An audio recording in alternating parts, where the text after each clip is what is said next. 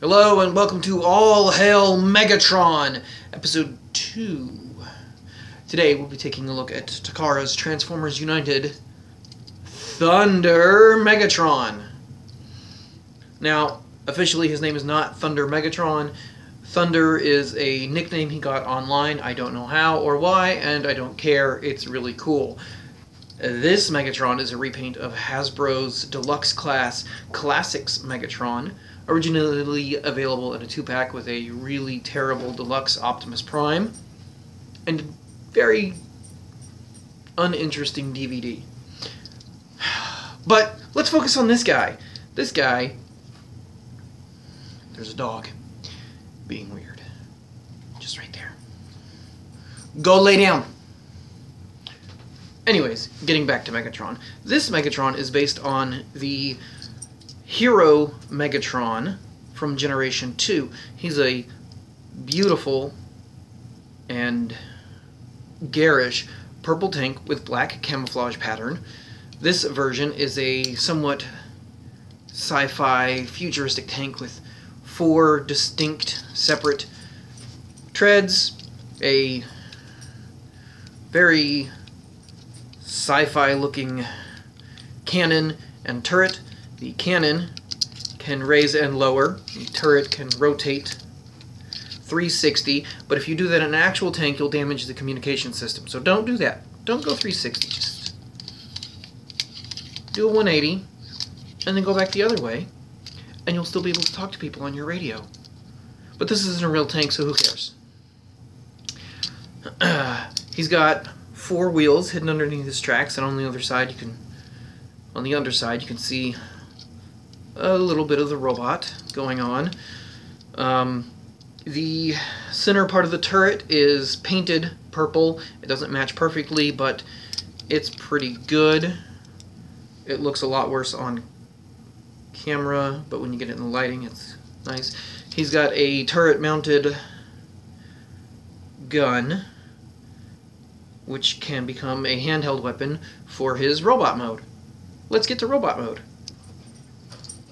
Robot mode for this guy adds a lot of blue to his color scheme and brings out the orange that was visible on the top of his turret. Getting a good look at this guy, it is unmistakably Megatron. Unless you live in Europe, and then it's unmistakably Archforce. But either way, there's no doubt this mold was always intended to be Megatron, even the mold that it was inspired by. Sadly, he sports a G1 style Decepticon symbol, but he does a pretty good job. He's got plenty of great articulation with swivels in the shoulders to go both ways, a hinge elbow, a swivel elbow on this side. His hand is molded with the tank turret covering it, but this is a robot built for battle, and that is armor to protect his firing hand. He's got ball socket hips, a swivel at the thigh, and a decent bend in the knee.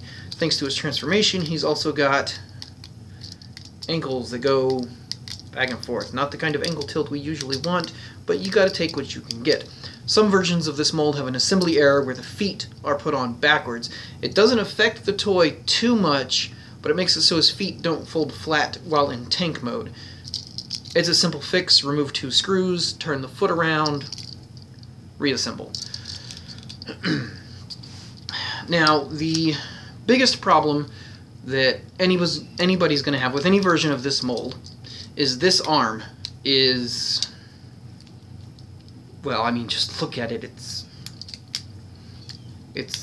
odd. It's awkward. It ends in a cannon, which is a good thing for Megatron to want to do, but the way the upper arm is shaped, it's hard to get the cannon in a good firing pose unless he's firing underhanded. It's also got a lot of additional joints to make a claw hand kind of thing, and this is where his action feature comes in. You're actually meant to open this all the way up, put it at a 90-degree angle to his arm, and push the little red button, and it spins, and he can hit Optimus Prime with it, I suppose. It's goofy, but it's kind of fun.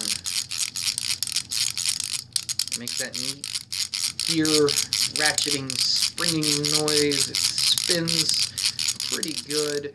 Now, if you have any later versions of this mold, or even the earlier version, this can detach here, and the tip of the barrel can detach. On this particular copy, it was so bad that transforming the arm into this configuration and spinning it would cause it to just fall off. A little super glue solved that. Same with the cannon tip. I've glued that on as well. All versions of this mold, as far as I'm aware, feature some excellent red light piping. Let's see if we can get some light in there.